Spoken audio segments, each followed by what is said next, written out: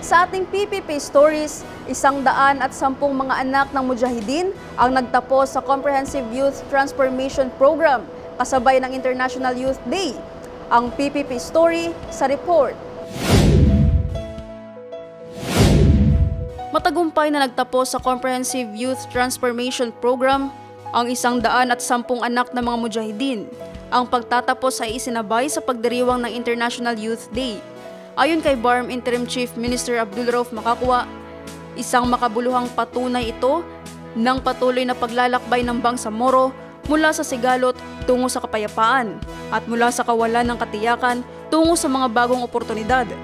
Isinagawa ang seremonya ng pagtatapos bilang pagkilala sa mga kabataang galing sa mga kampo ng MILF at MNLF na ngayon ay bihasa na sa mga kasanayan sa agrikultura, konstruksyon at teknolohiya.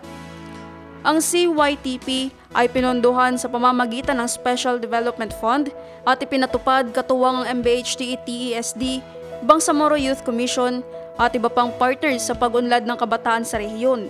Ayon sa mga opisyal, ang CYTP ay bahagi ng mas malawak na advokasya ng moral governance at inclusive peace process na layuning gawing mas produktibo, matatag at tagapagtanggol ng kapayapaan ang susunod na henerasyon ng Bangsamoro.